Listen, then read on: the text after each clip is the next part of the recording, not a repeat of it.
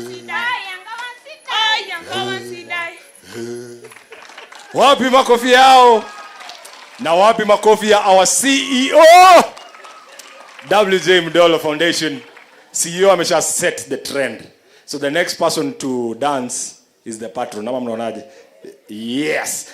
On stage, Olonchoro Nyori. Karibu sana, Olonchoro Nyori. Olonchoro Nyori. Karibu sana.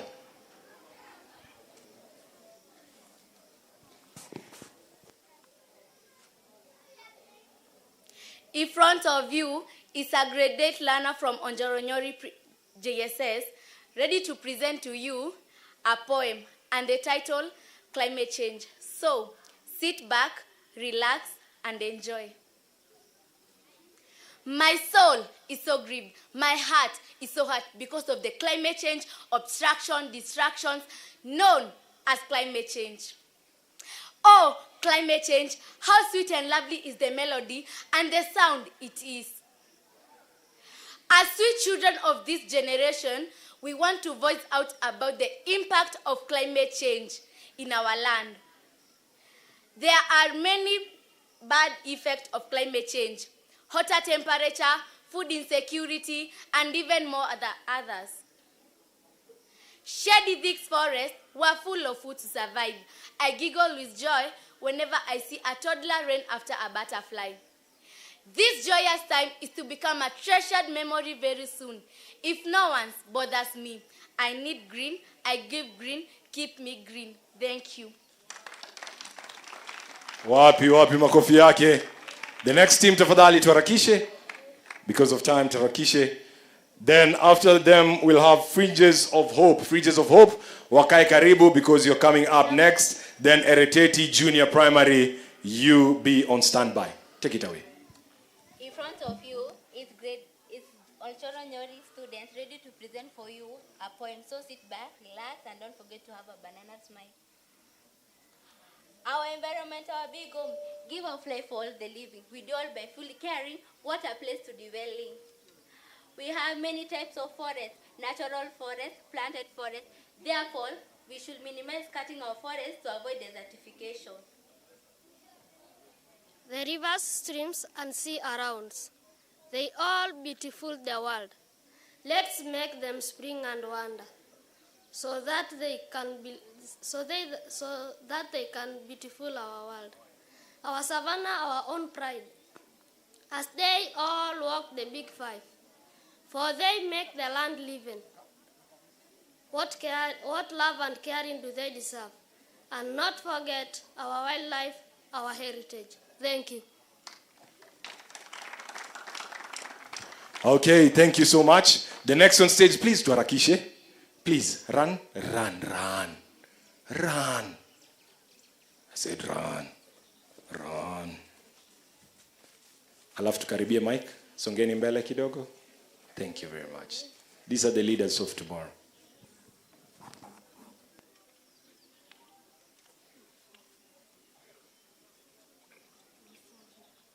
Before you is Fridge of Eugene Bice Academy, ready to recite a poem entitled Last Breath. So sit back and learn.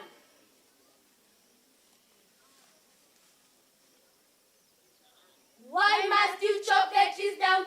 What did they ever do to you? Who do you think provides you with oxygen, filters the air you want only pollute? Are you really in need of more concrete? Is it sensational to have the designer shed? What do you think our planet will look like when all our wildlife are dead? Where will all the birds nest? How will the animals hide from man? If there is nowhere left for them to fly to, nowhere safe from human harm. You are killing us all with your action, robbing beauty from the earth, the forest that teems with magic, the diversity that gives our planet worth. God's blueprint is being shredded, the whips that the destruction being wrought, fields and woodlands being slaughtered, his vision of heaven is being torn up. So I hope you are happy looking at your garden, now just a slab of wet cement, where once life danced in the green thickets, but where now all that visit is dead. Thank you. Celebrate them, let's celebrate them. As the next team is coming in with the arts, tuharakishe tafadhali. Please, let's run on stage. Then the next team, Ereteti Junior Primary, tukae karibu. And remember, let's not shade God's blueprint.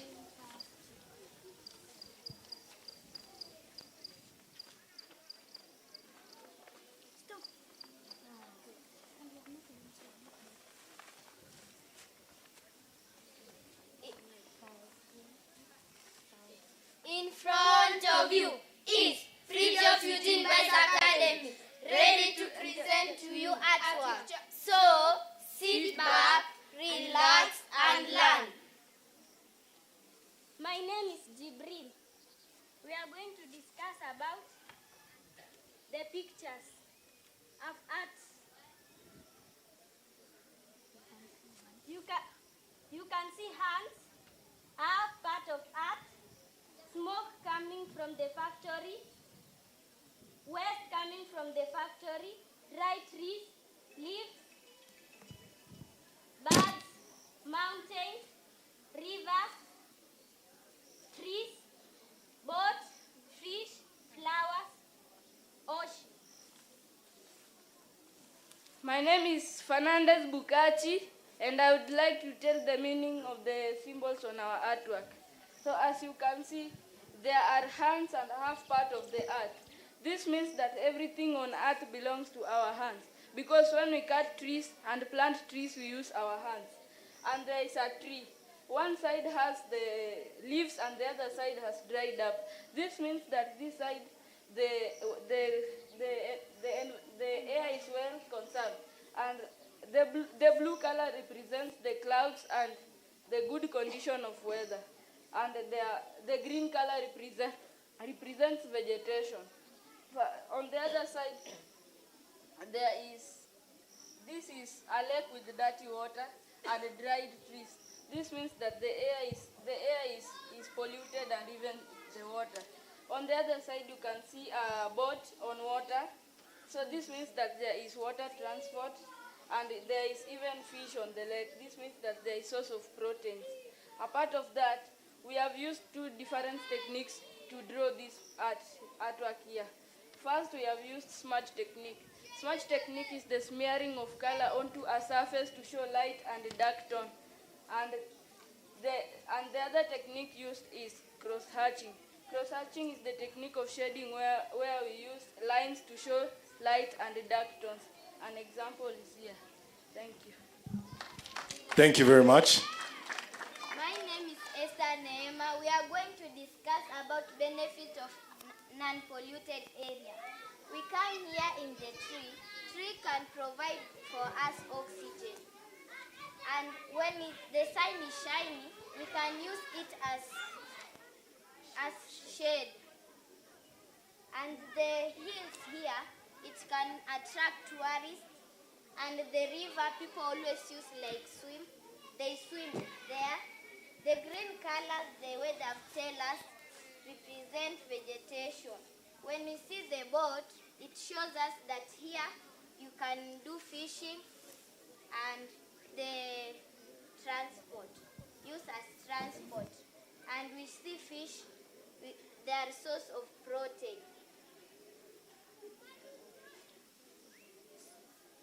My name is Dennis Ochieng, and I'm going to discuss the demerits of the other part, which we can see it is polluted.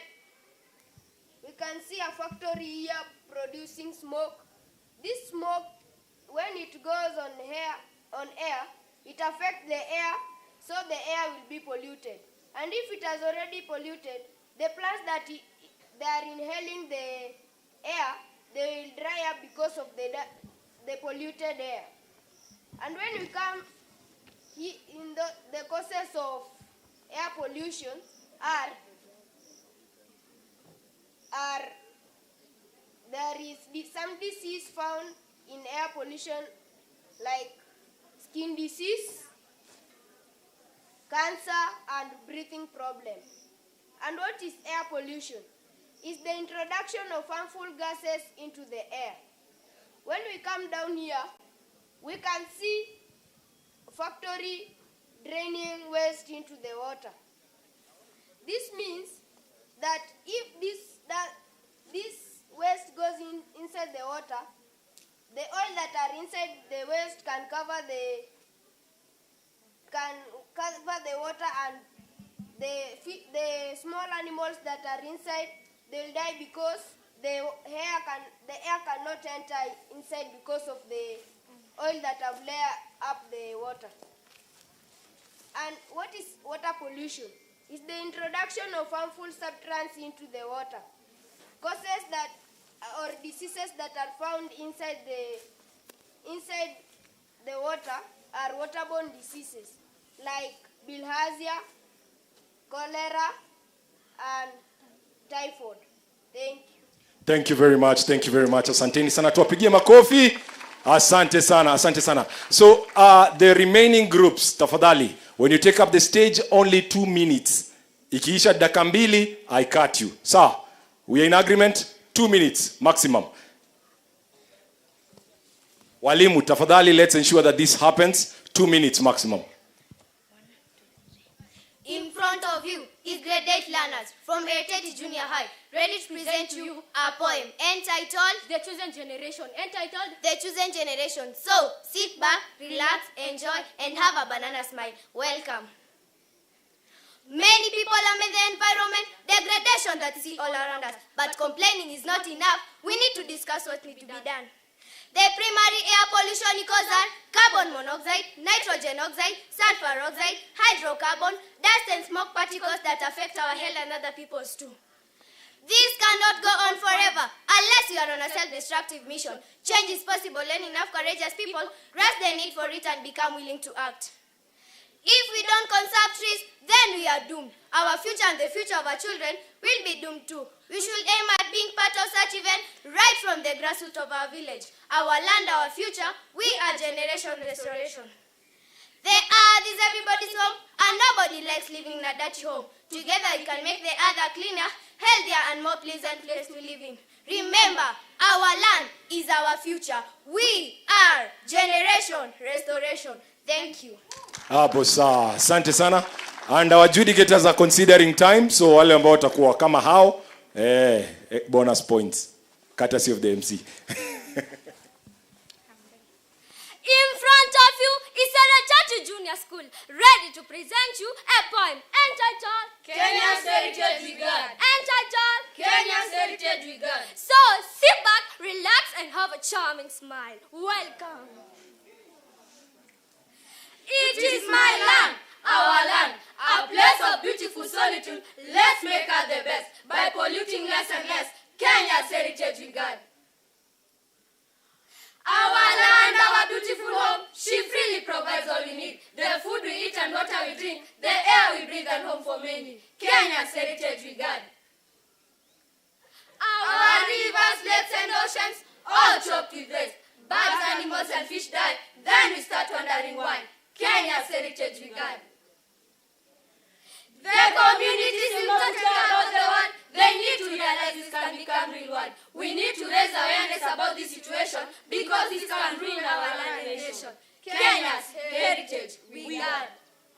Thank you. Yeah, wapigie makofi. Heritage Junior Secondary School. Next on stage we have Nkarusa Primary. Nkarusa Primary, tukimbie tafadhali. Nkarusa Primary. Then we have Narumoro Secondary on standby. Heritage Secondary on standby. Oletipis Primary on standby. Then we'll finish up with Oloi. Here, I'll come to that.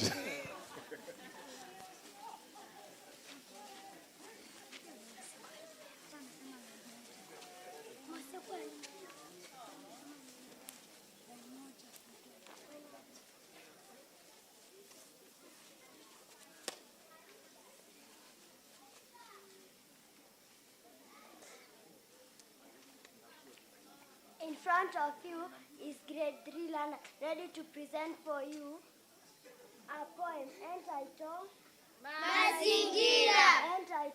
Mazingira. So sit back, relax and enjoy. Mazingira, mazingira yetu, tuipande miti kwa bidii.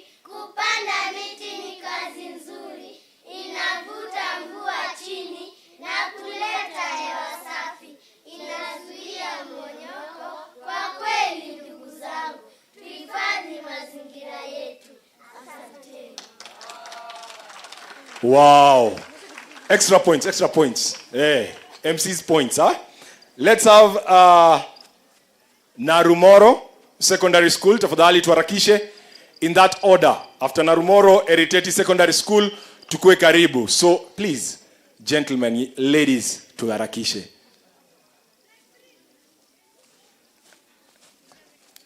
Check, let's move this way. Asante.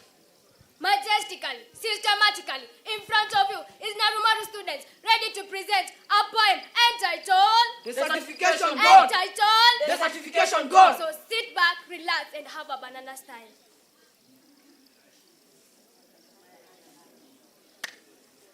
I'm sleeping on a cloud Upon awakening, I gaze at planet Earth below from my vantage point. I can see the globe In its entirety, something has changed. Before falling asleep, I was watching the news. There was talk of deforestation, plastic pollution, and radiation poisoning.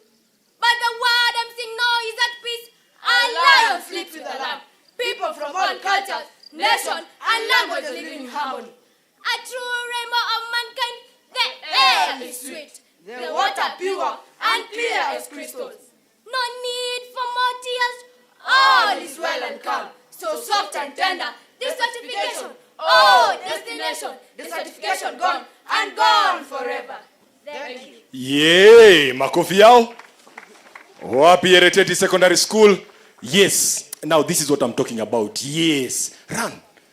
Evil. So the rest, that is the trend, eh? In front of you is Samuel Wanyonyi from Eriteti Mixed Secondary School, ready to present a poem entitled, I'm sorry. I am sorry. Sorry for my folly of destroying the land that I should love. I am so sorry for biting the hand that fed me to grow strong. I am very sorry for cutting down trees that gave me shelter from heat and rain. I'll not only just say sorry for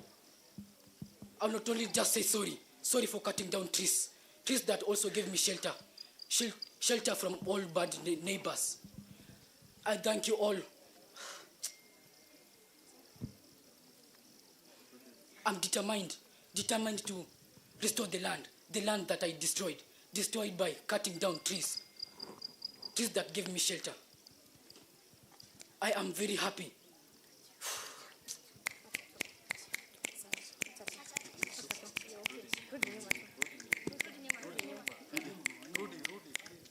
Let's celebrate him. In front of you is Pauline Chesang from Eriteti Mixed Secondary School, ready to present a poem and a title, Mama Nature. Mama Nature is angry. Mama Nature is furious. Mama Nature has gone angry. Mama Nature has gone berserk. In the beginning, the world was a beautiful place. Grass green, flowers fabulous. But due to man's ambition, unchecked, untamed, unfounded, cutting down of trees, choking ocean with plastic waste, the beautiful was made ugly.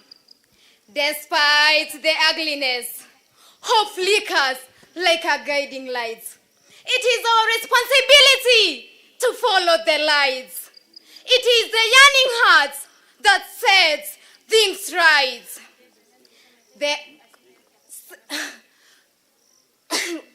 Set things right. With every tree we cut, let's plant anew. To prevent global warming, let's prevent habitat destruction. For this will always harm our existence. There are those tapestry, rich and green, where harmony and balance reign supreme. For in the balance of life, we must find our part to cherish, to protect, and to heal what Mama Nature created. Time for rhetoric is over. It is time to act. Mother Nature must stop being angry. Mama Nature must stop being furious. Mama Nature must stop going mad. Mama Nature must never gone berserk ever and ever again. Thank you. Let's celebrate them. In front of you is Ereteti Mixed Secondary School, ready to present to you an art entitled Save the Earth, Plant the Tree. Sit back, relax, and enjoy.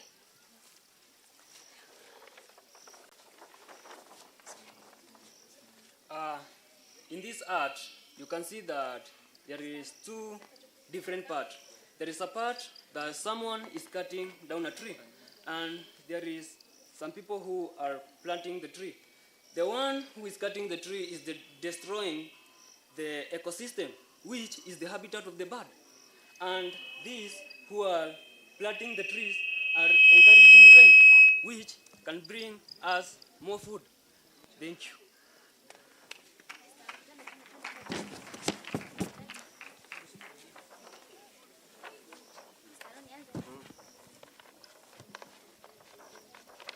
In the arts, you can see that there is two parts. At the first part, it is the green part of the tree.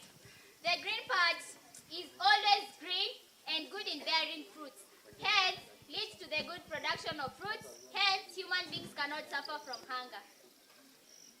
On the side of which is very dry, you can see that there is a sprouting tree, but it got dried because there was lack of water. The river got dried. And you can see that there are carcasses that animals died at the past. Thank you. Celebrate them. Let Tisana. Makofi yao, makofi yao.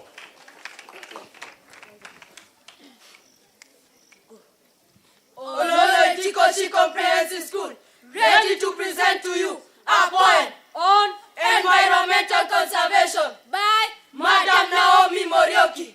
Welcome. Each glorious day arises at dawn. When the darkness of night is gone, hopefully you can see the skies of blue, and your cares and worries are few. Cherish each day and do not fight. Treat each occasion like roses and wine. View the azure sky and each dawning cloud, the contribution of nature, clear and profound. Salvage this land that is your home. Seek a concert effort so you are not alone. Accept the things that nature has lent, and then spending your days in a sweet content. Always have nature's priorities very near. Challenge every moment without fear. Make environmental decisions that are grand. Posterity will be grateful for preserving the land. Thank you. Let's celebrate them. In front of you, Ololo Itikoshi Comprehensive School, ready to present you our artwork. As you can see here, there is different kind of things that you see when you preserve our land. First of all, you can see our environment. This picture means that the environment or the earth is on our hands. As humans, we are the one that protects our land. If you take damage or do damage in this side, you will see that you will have no plants, kind of some animals that are dead, ribs are out of the animals, seems that they are not having enough food to eat. And you can see even dry rivers over here. Even on the preservation of the environment, trees benefit that a lot. Example, these birds, meaning trees, are home of animals, birds, and even source of food to wild animals. These elephants and those other wild animals means that if we preserve our land, it will mean that they attract tourism and it will help our country a lot. Thank you.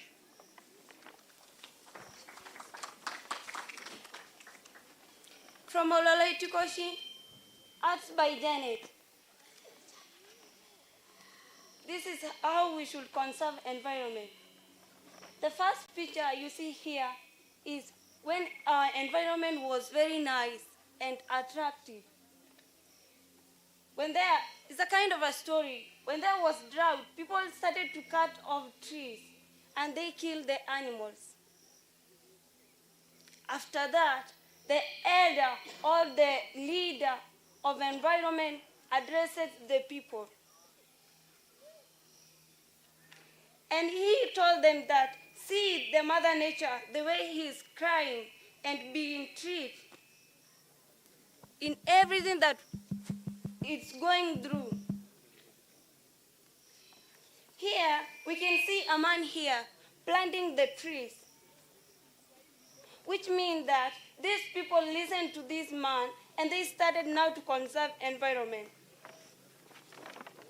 These are the results after we have conserved environment, that we can see the environment is okay, and we see we have the tourists here coming to visit our environment. And the question is that, where do we get the revenue if we can't conserve environment? Thank you. Thank you very much. Thank you very much. Tuwapigie makofi. Tuwapigie makofi. Please run. Yes. Yes.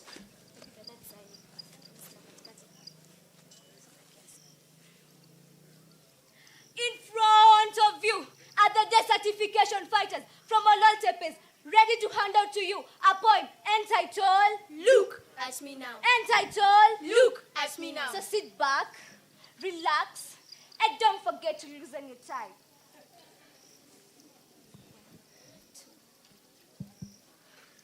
Now you're tired of me.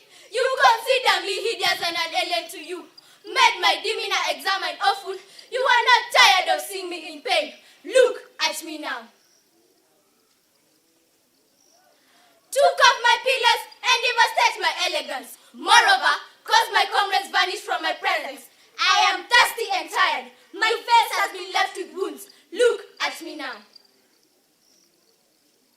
I cannot take this anymore. You teared me down. You forgot that I am the roots of your livelihood. You ruptured me down. Now you're puzzled. Look at me now. The full time has come. Redeem my glory. It is not too late for this. Replace back my pillars for the better tomorrow. Remember, this is for your own good. Thank you. Let's celebrate them. Let's celebrate them. Let us celebrate them.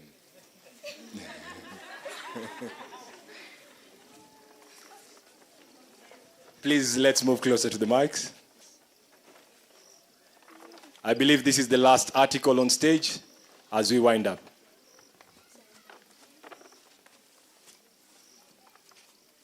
Good afternoon. As you can see, it is our pleasure as GSS from Tepes to display our art, which was made by Mary. So as you can see, we have the green parts, and part of the green part is the beautiful trees, which make our environment more elegant. Then we have the stream. As you can see, they are really flowing peacefully. Then we have the birds. They really make our environment more aggressive. So the key moral lesson that I want to give you today is that we need to get back to our feet when we are trying to have a land restoration. And it doesn't matter when you face different circumstances. And we already have our role models, and one is Wangari Maathai. So I want to tell you one thing, that our heroes of land restoration may not be famous. Like for me, my dad is my hero of land restoration. So yours can be either famous or not famous. So I want to leave you with the question of today. Please ask yourself, who is the hero of the land restoration? Thank you. Asante sana. Let's celebrate them as we close that session. Remember what Professor Wangari Maathai, the late, said, that let us be like the hummingbirds. Nyinyi mlikuwa wapi? Hamkunipea majina. Shule gani? Aya, malizeni. This is the last one. Aya. The last ya ukweli. In front of you are the young defenders of nature. from Ololtepes, ready to present a poem. Entitled, Why Are You Cutting Me Down? Entitled, Why Are You Cutting Me Down? So sit back, relax, and enjoy. Thank you. I was once so beautiful. People now have replaced me with artificial trees. I don't know why. I give you fresh air, shade, and many more. Why are you cutting me down? I don't know why. You're using me for timber and firewood. Cutting me down, burning me for charcoal. You're worsening climate change. Why are you cutting me down? I reduce soil erosion. I act like a windbreaker, preventing wind erosion. I hold and bind your soil together. I reduce the speed of running water. Why are you cutting me down? Thank you. Why are you cutting me down? Eh? We've heard of artificial intelligence and artificial trees. We live in Kenya, see, where we have greenery. Apparently last, leo nimekuwa pasta. Wacha tu tuendelee nayo. Okay. Here is our art. As you can see, these are the effects of desertification. Actually, the people who are doing this are discouraging Wangari Maathai. They are cutting down trees, reducing our food. They are making food shortage, killing our animals. As you can see here, we have a pond. The fish are dead. So that's all. Thank you. That is all. That is all. Thank you. It is all by the tumemaliza. So, and I'd like just to share something as the judges, adjudicators are coming up with the final results, because we are getting into an important session, which is the award ceremony. Sorry about this. Mswahili alisema mcheza kwao utuzwa, na si utuzwa tu.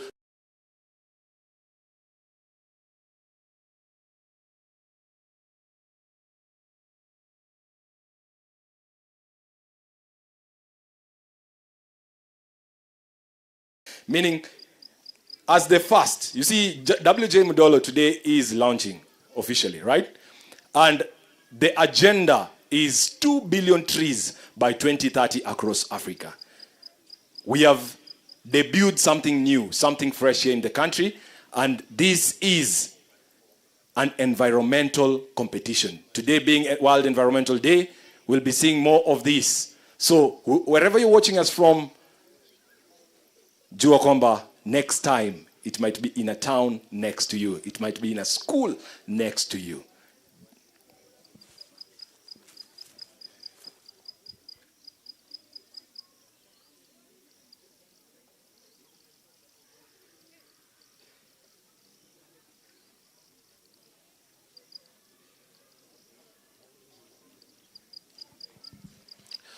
Okay, we have a gentleman by the name Mwangi Nderitu.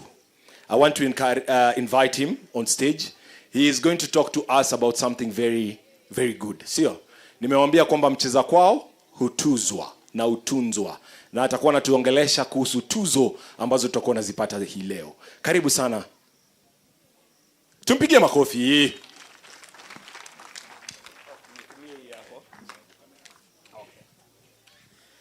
Yes, habari yenu wote. All protocols observed. Kwa majina ni Mwangi Nderitu. Mimi na deal na maneno ya capacity building kwa agribusiness. Na leo hii kuna kitu yenye ningependa muangalie na mkumbuke. Kuna mtu mwenye alikuwa anatuambia an apple a day keeps the doctor away. Lakini kila mtu anaweza pata apple hapa kwetu. Is it available everywhere hapa kwetu kweli? So ile kitu yenye tunasema ni kwamba kuna aina nyingi. There are so many types of fruits that we can be able to do here in our own land, because apples will only be able to do well in the high lands like Remuru and other areas. But here we'll be able to do so many other types of fruits, and that's what you are saying, that as a Kenyan you should make sure that at any one time in your compound you don't have less than 5 to 10 fruit trees of different types. Did you hear me? Yes. How many trees of fruits? Hello? How many types of trees? Can I see by a show of hands how many have that today?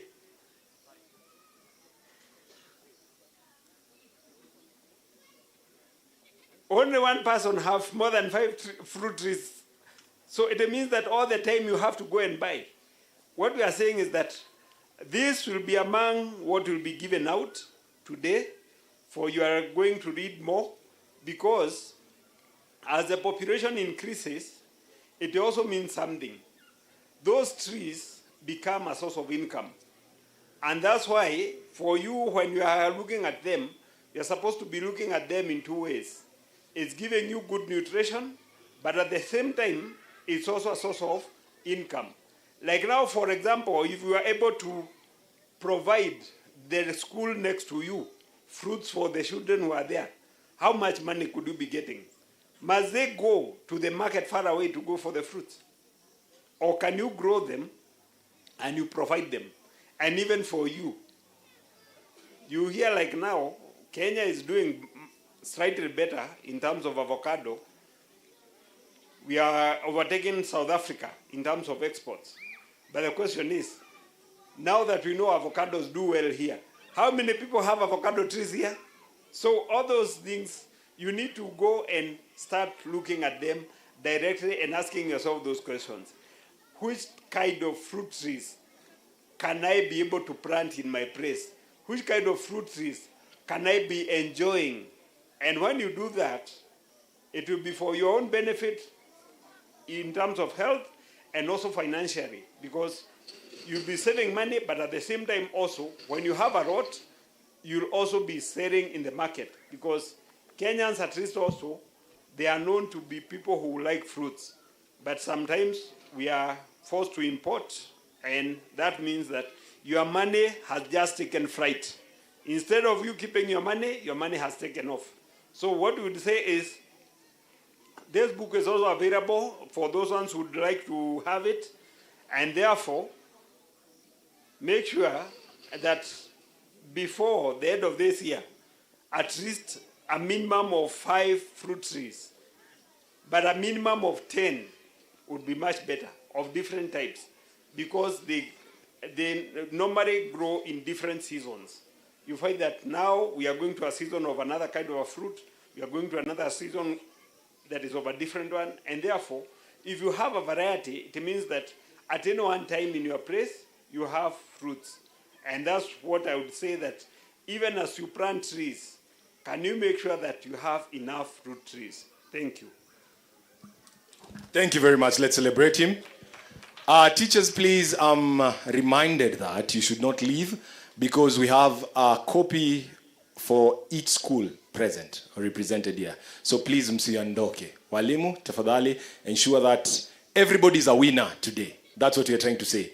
As the judges, have they deliberated? Judges, we are ready? Because we're getting into another session, an award giving ceremony.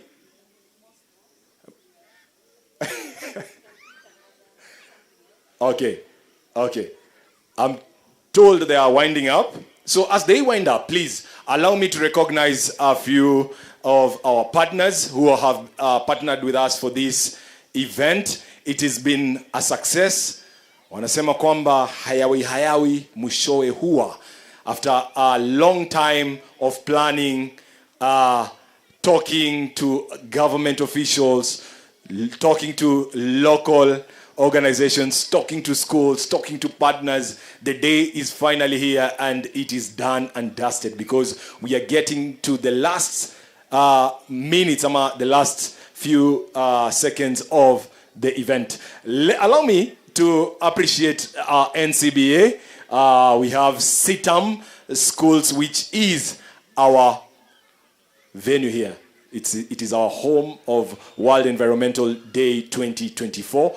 We have Kenya Airways, Pride of Africa. Tuwapigie makofi, sawa?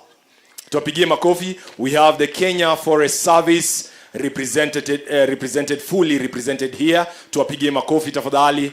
We have Testimony TV. We are live on Testimony TV. Tuwapigie makofi tafadhali. We have Awakening Pictures, who are doing a good job. We have Timao Group. Tuwapigie makofi Timao Group tafadhali. Tafadhali, we have Farm Kenya and KTN. Tafadhali tuwapigie makofi. We have Hope Media. You know, CITAM is a big body. It's an organization. And Hope Media comes under CITAM. So, tuwapigie makofi. Wana Hope Media. Asante, asante sana. We have Energy Fund, RP Energy Fund. Tuwapigie makofi.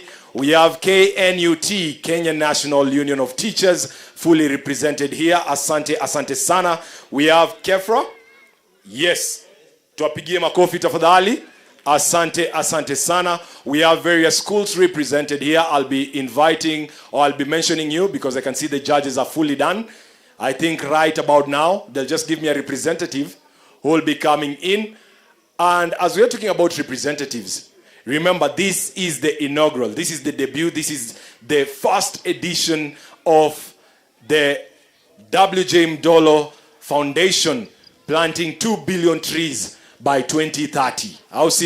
So the agenda is to plant 2 billion fruit and energy seed trees by 2030. As you can see, the stage is being set. And as we go about that, I'd like to invite a lady to just tell us something as the judges go on stage to set it up. This lady is called, she is the CEO of Wangari Maathai Foundation. Najua ananichungulia tu kwa side anashindwa, why are you saying? Why are you saying? Okay.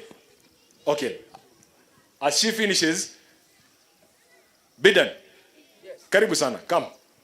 I want to indulge you kidogo. Today I want to indulge you. Sawa? Mimi ni mwanahabari. Na wanahabari si ufanya hivi. Hata usijali, mimi ndamshikia tu hii mic kimwanahabari.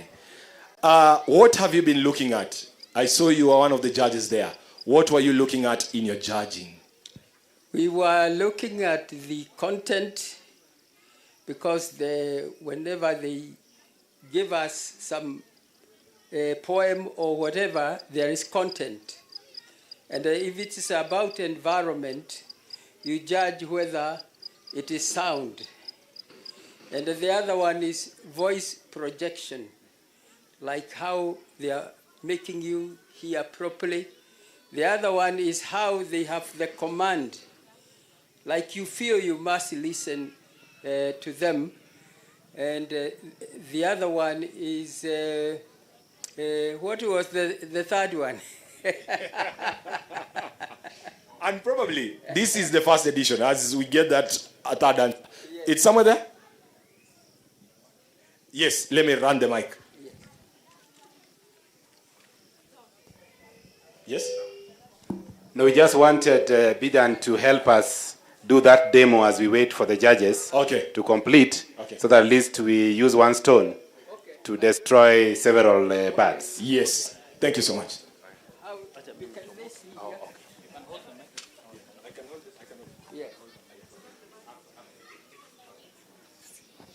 Okay.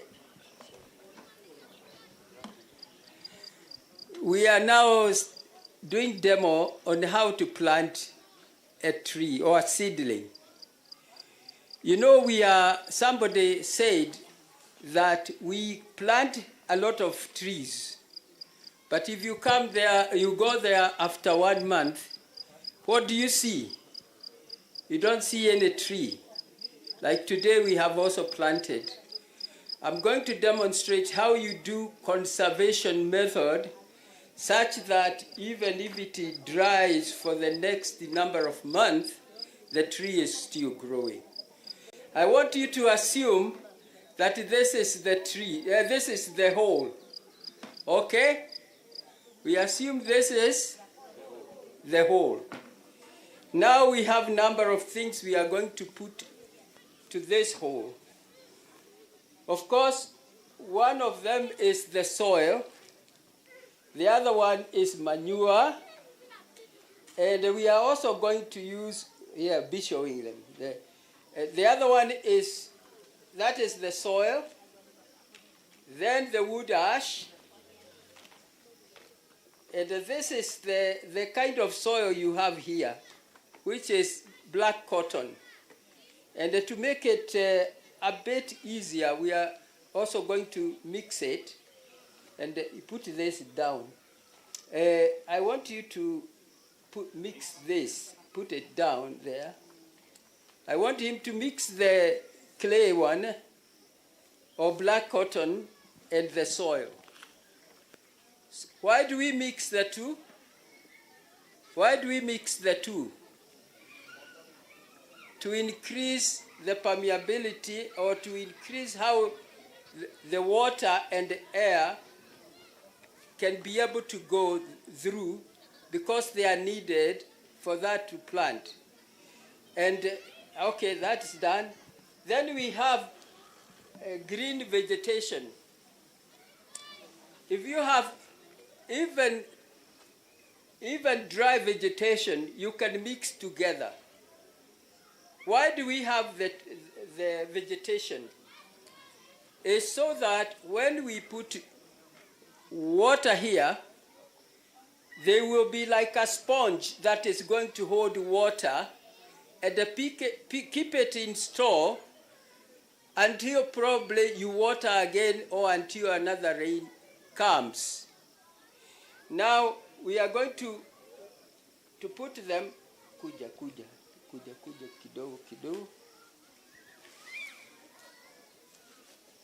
So now we are filling the hole with vegetation, and remember, this vegetation will also become manure when the tree has consumed the manure you have. So this will also add vitality to the tree to grow healthy. So we have put now green. So we are going to put the ash. Remember, ash has got minerals that were mined from the ground, and when it is burned, it is still there. Also, if you have the doodles that could eat the roots, they will be dealt with by the wood ash. Pour some. Just sprinkle. So when you put the wood ash, to make sure it has gone also down, we need to add a little water. So we are going to add water, and then it is able to penetrate to help also in decomposition.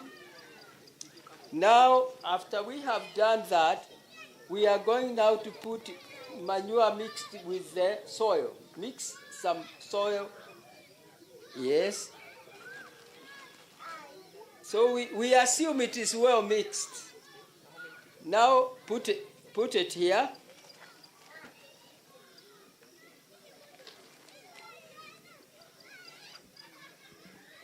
We assume that we have done enough.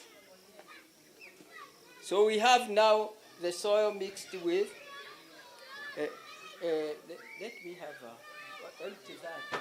We put now a bit of water. Just put it down. So we are going now. I'm going to show you how you deal with the plant. Many people plant with the paper, and the others, they remove the paper and the plant. That is not what is done. You put it in the water, pour water kabisa on it, and there.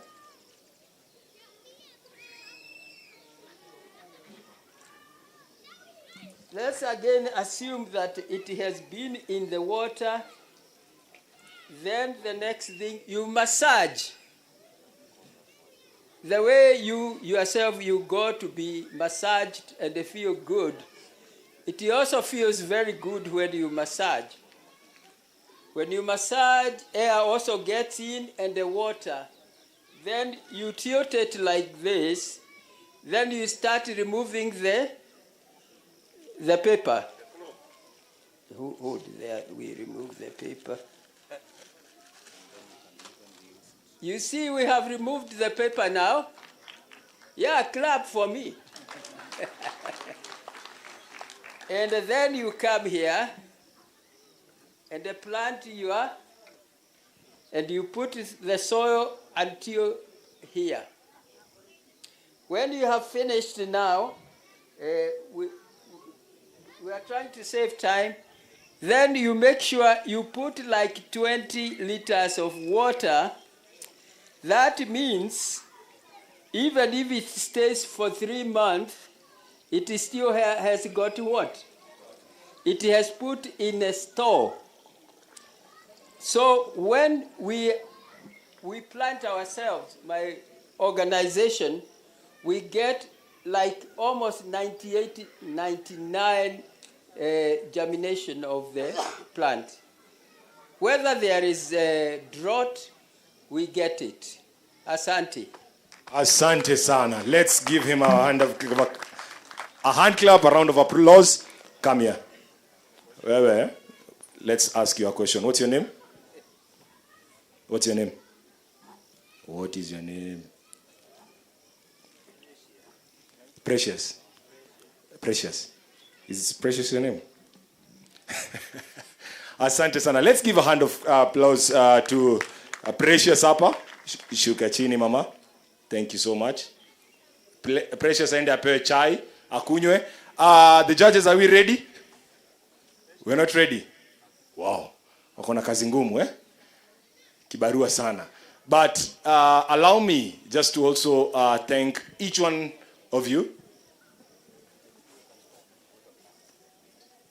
Okay, I'm told as we wait, because of time, because we're also going to plant trees, all these children who are here, represented here, are going to plant trees. We have over 500 trees we're going to plant today. So are you ready? Allow me to introduce the CEO, W.J. Mudolo Foundation, to come and give us a vote of thanks. Atuambie mawili matatu kuhusu W.J. Mudolo Foundation. We've had a successful launch, and we are going to have a successful tree planting session. And not just that, I know by 2030, we would have surpassed the 2 billion trees. That is me. That is how I am seeing this thing. Karibu sana, Madam CEO. Thank you. Good evening, everybody. Good evening. My name, Dr. Judith Ogola. I'm the CEO, W.J. Mudolo Foundation. I'm here to say a vote of thanks, even for those who have gone, those who are still sitting here, to our children that dedicated this day to ensure that we celebrate World Environmental Day. This is a day that has never been celebrated in this country. The W.J. Mudolo Foundation is the first to come up with this initiative, and therefore we call the others to follow in 2025. Hello? We call the others, we call our country to come together. We celebrate World Environmental Day together. It has been an exciting moment with all the teams, partners who are here before, like the Pride of Africa, as we know, KQ, Blériot, SAF, NCBA, and the others as rest, and more importantly, our students. This occasion could not be successful without you students. Can you please clap for our students and even themselves clap for themselves? As we say vote of thanks, the students who are still sitting here and who are here and who will be listening later, it is generation restoration. We are giving you an emblem to carry tomorrow to the next generation. If we cut trees, or our fathers did cut trees, grandfathers did cut trees, we are entrusting you not to cut trees. We are entrusting you to plant trees. And not just trees, but what is called fruit trees. Meaning, we have to plant trees that are going to help our nutrition. as well as energy fruit trees that are going to help us increase our economic incomes, as institutions always have dividends at the end of the year. When you plant energy trees, working together with institutions like Blériot Surf, KQ, and others in the pipeline, you will be sure at the end of the day, we'll be doing what is called carbon offsetting. And in that process, you'll be earning a dividend. The Kenyans, we know our government, through our president, William Ruto Samoei, he has instructed that we plant 15 billion trees in Kenya, as will J. Modelo Foundation has taken an initiative, and through this meeting today, or this launch today, we are doing 2 billion trees in Africa. 2 billion trees in Africa. You can see it there. That is our target and our vision. And our vision is to do this through our schools. We know when we do it with our schools, we call it generation restoration. And so I'm here to tell you, thank you for partnering with us. Thank you. We will be coming back again to you, even to do work together with other institutions like the Forestry Department as Conservancy, to do even the TOT with our institution or learning institutions. So I take this opportunity to tell you thank you. This is just the starting point. We plan to go throughout the nation or our 47 counties. With that, I say thank you for the day, and you are most welcome. As we conclude, we will take this opportunity as the team who are doing adjudication is coming. We take time to conclude in prayer. As they finish with that, we will move immediately to go and plant few trees with our students. Then we'll take a snack after that as we go home.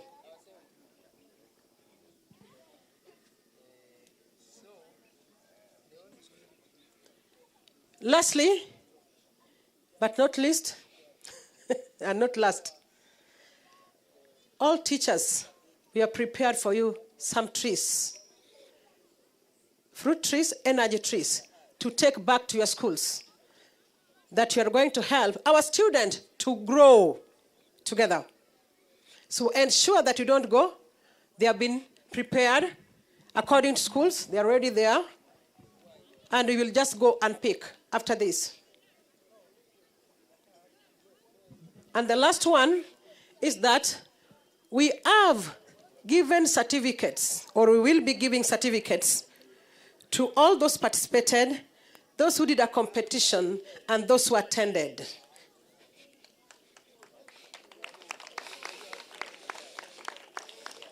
Can you clap for me again? Can you clap for W.J. Modelo Foundation?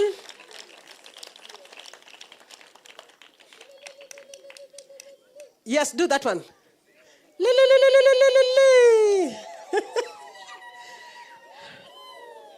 Okay, as we are going to give these certificates, please kindly treasure the certificates. Why?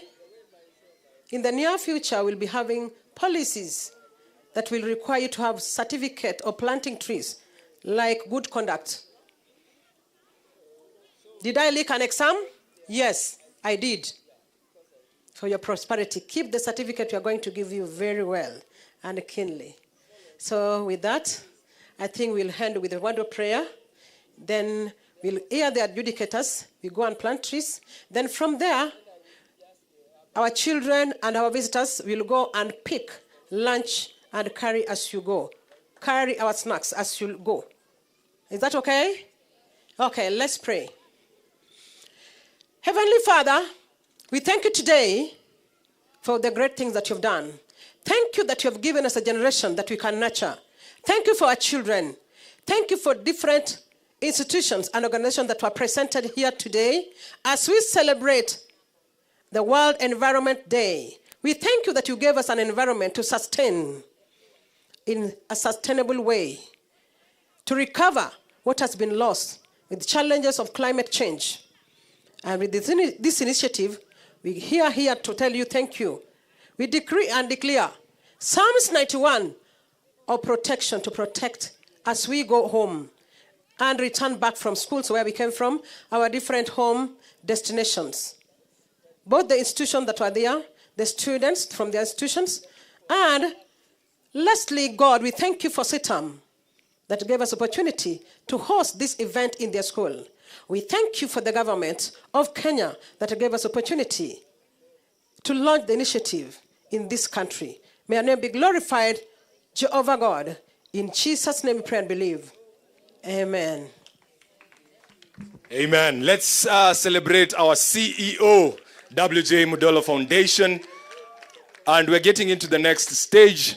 As you were told, every teacher, please ensure that you pick a tree for your school, because we have trees for your school where you can go plant in your respective schools. We are getting to the final bit of the program.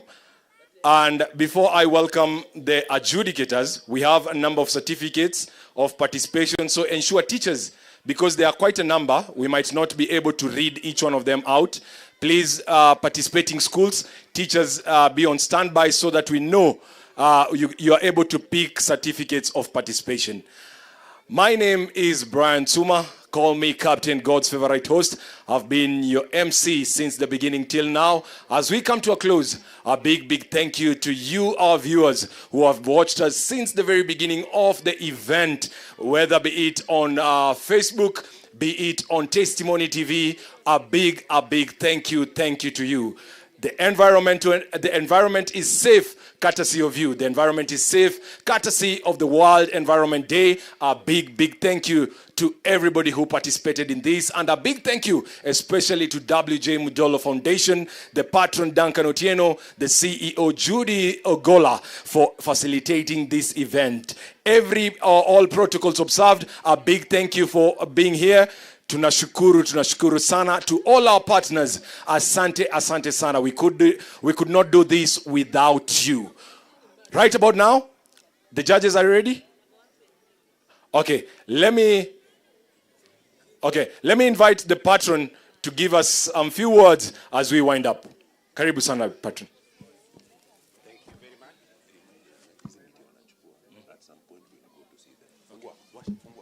And before the patron speaks, please, teachers, we are coming to do a survey whether you've planted the trees. So, mti isifike shuleni ende nyumbani. Tunajua ni mti ya matunda. So we'll be going around the schools present today to check whether the trees have fully germinated. We've been shown a process here that assures 98% of germination. Sasa, so we will be coming to check. Bona patron.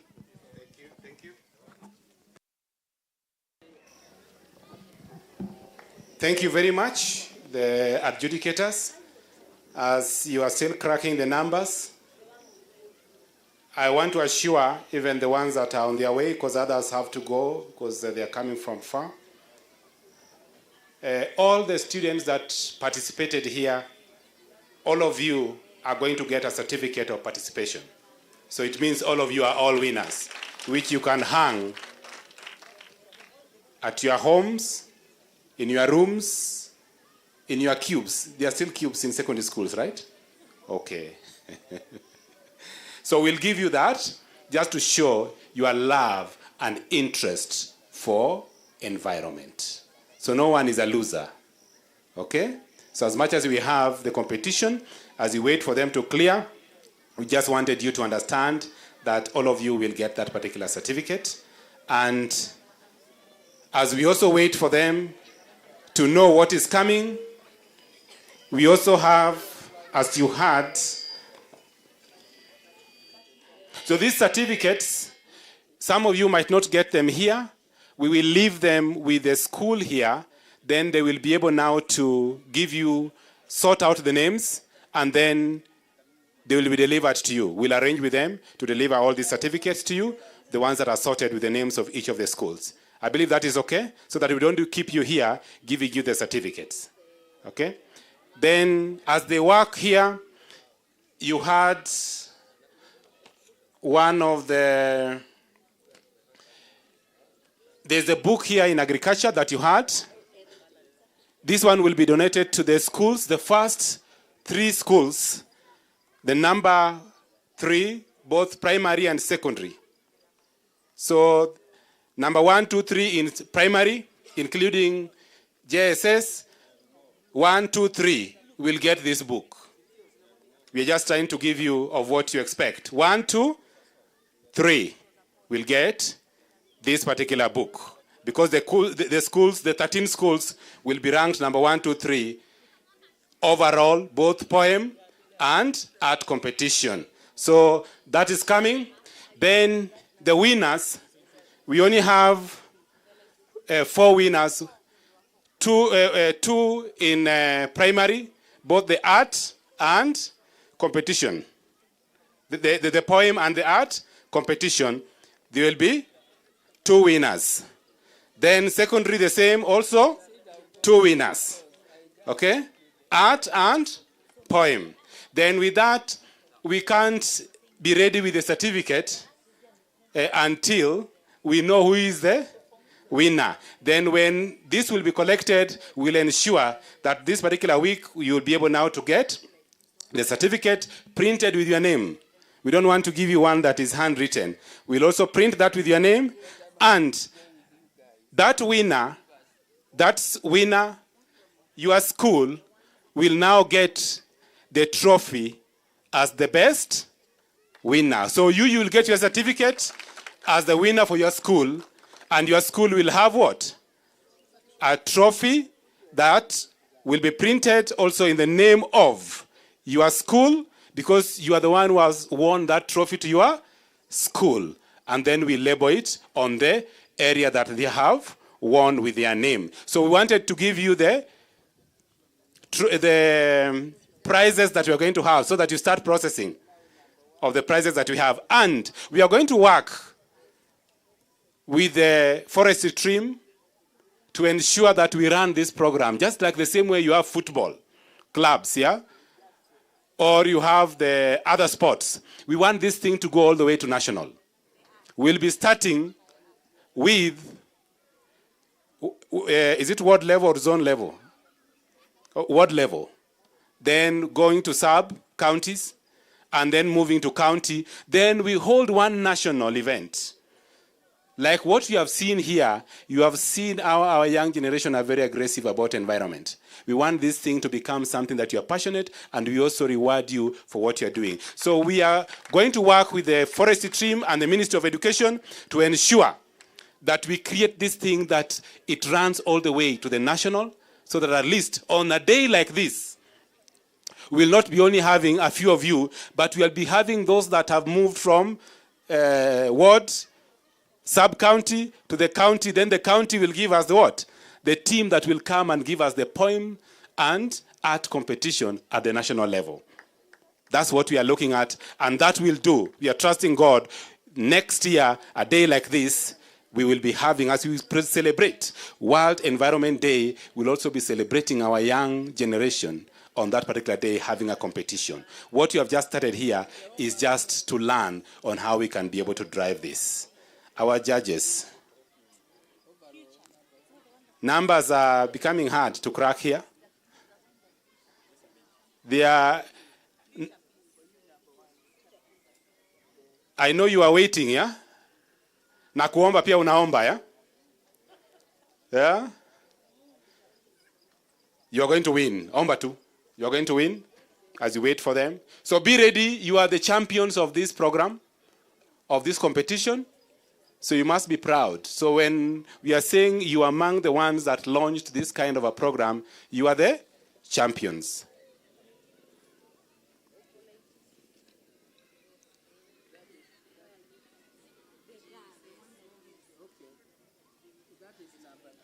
Maybe as we wait for them, I don't know, Pastor Sam.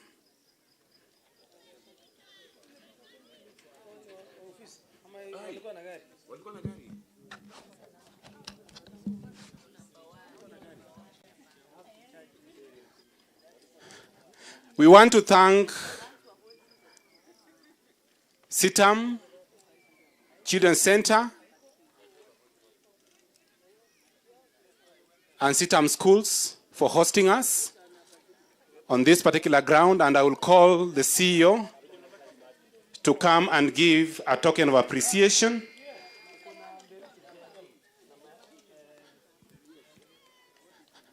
We don't know where your principal is.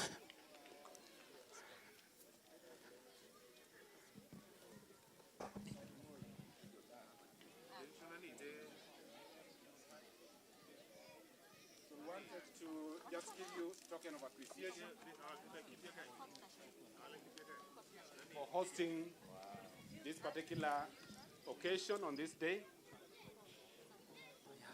Oh, you are here. Okay. So you can receive this. Thank you very much. Let's clap for them for giving us a chance. Yes, yes, yes.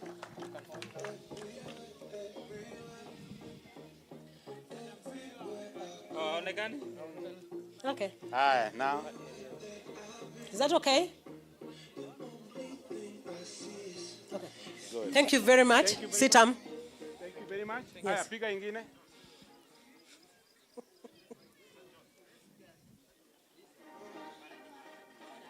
Then you can move, I take with him. Haya, take with him. See.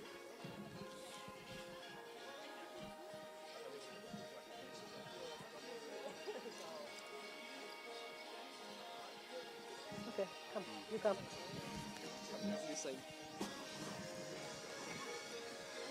Yeah, greet me. Thank you very much, CITAM. Thank you for organizing the schools and the students. Yeah. This is yours. Take it, both of you. Okay, thank you. We are waiting for the adjudicators. We are ready? Ready, ready, ready? Okay, you're welcome. Hi, everyone. We are very sorry. We've taken forever. But it's because we're looking at a couple of things. You all did well. And remember, we are all getting certificates.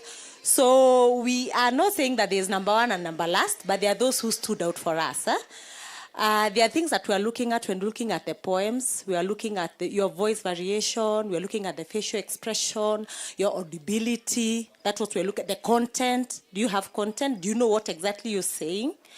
And for the art, we were looking at the creativity and the color. You know, art is about color. Is your art visible to a point that the people behind there are able to see it? Now,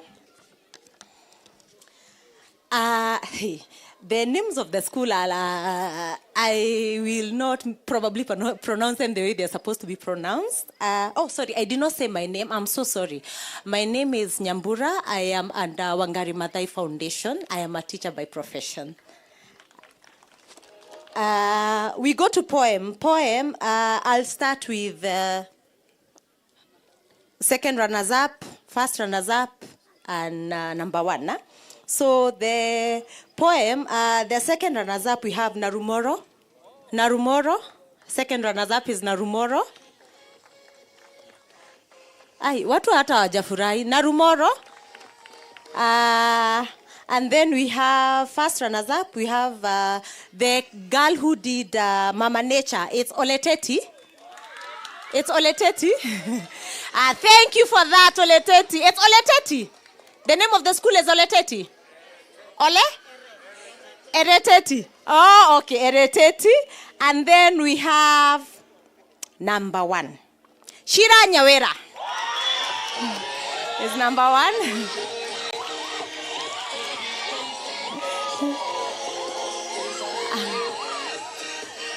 Now, we go to art. So I don't know how exactly they are going to award. I don't know whether I call, you award, we move on. The ones that have been called for the first bit. Yes, because the certificates will get the certificate, and then the school will get the trophy. Okay. Yes, yes. Aya, sawa sawa. Aya. But those ones can come and pick those ones here if they are there. Narumoro Secondary. Narumoro number 3. You are the second runners up. Karibu, you can pick your prize.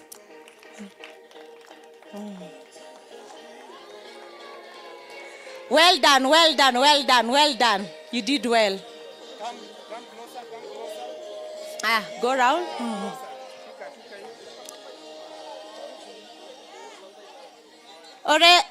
It was Oretiti. Oreteti. Oreteti, please prepare yourself.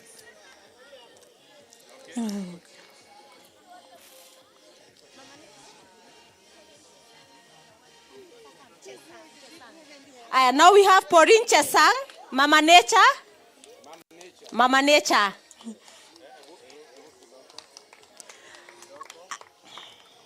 That was the first runners up. Yeah, first runners up. And then our number one is Sheila Nyawera. Karibu sana Sheila Nyawera. Oh, aya pole hajapigwa picha. Ngoja. Hiyo ni shule yake. Hajapigwa picha.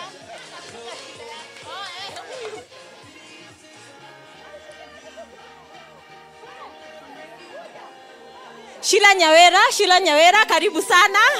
Well done, girl. I loved your confidence. You did well. And your articulation was very good. Yeah. Aye. Aye. Aye. Quickly, we take a photo.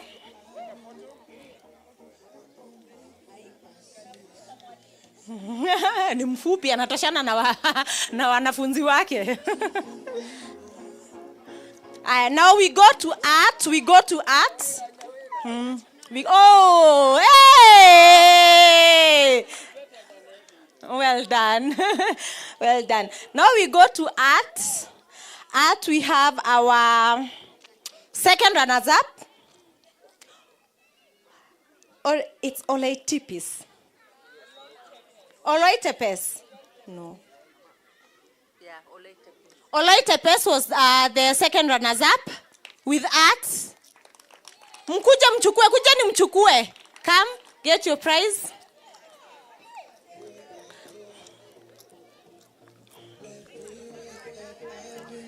Secondary.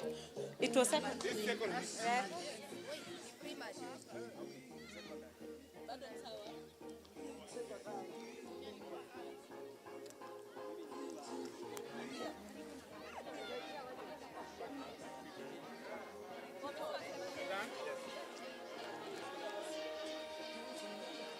Now we have the first runners up, Oloitikosh. First runners up is Oloitikosh. The one who had the one who had the wrong one. The globe one. The one who had the globe. Oloitikosh hawako? No. These ones were number one. They are not them. Just hold on. It's not you. It's not them. It's not them. Because they have the long one. The ones who had the long one are number 2. Just hold on. Oh, yeah, it's you guys. Come, it's you guys. Come. Oloitikosh, it's you guys. Karibu sana. First runners up. Yeah, it's her. It's her. I remember her. It's her.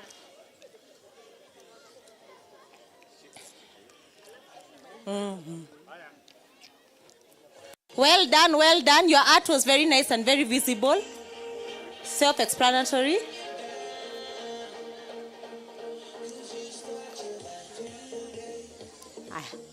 Now, our number one for today was it Future Peace, Future Hope, or Future Green? The school. Huh? It was called Future? It was Future? The one that had a globe, it's called Future something. The one that had a hand, yeah? It was called Future something. The globe with a hand. It's called?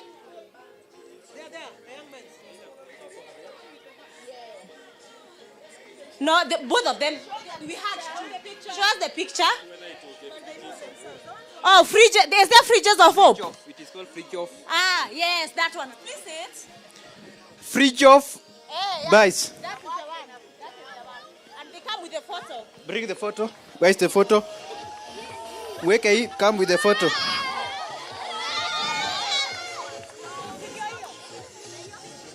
No. Wacha walete. Tuangalie. Hebu watu onyeshe kuna yenye ilikuwa imekauka moja na hii side nyingine iko imekauka. Acha tuone. Acha tuone. The one in the hand, one side green, and the other side dried environment. Destruction and restoration. Correction and destruction of the environment. This one. This one here. This one. Yes. It's the one. This one. Yeah. It's the one. They are called Free Job. Free Job Vice Academy. Free Job. Yes.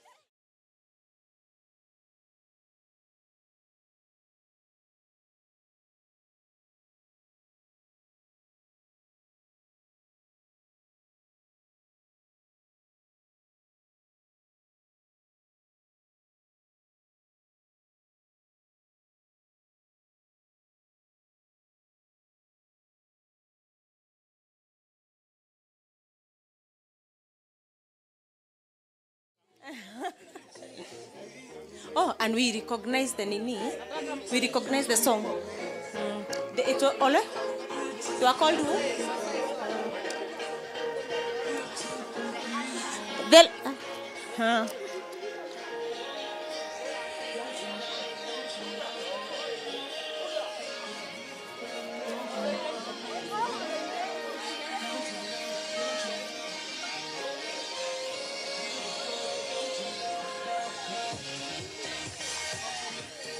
Now we have a special category.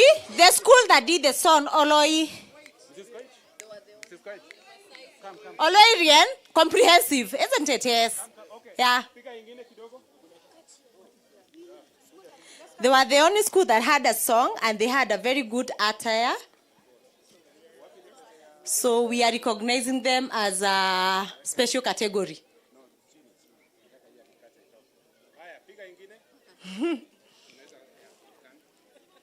Agriculture na pesa.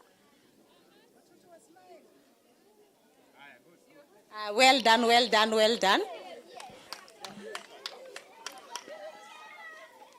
The comprehensive, yeah, the one who did a special song.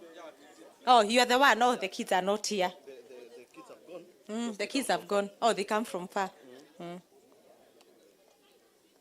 The song. The song. Who had a song? Yeah. Very beautiful attire. Yeah. Yes. Yeah. The one the CEO went in and danced. Yes. Well done. Awesome. Thank you very much. Congratulations to each and every one of us. You did well. So the trophies, we have said the trophies and the certificates, we are arranging by Friday. You should be able to have them here. And then the school will call you and arrange so that you can.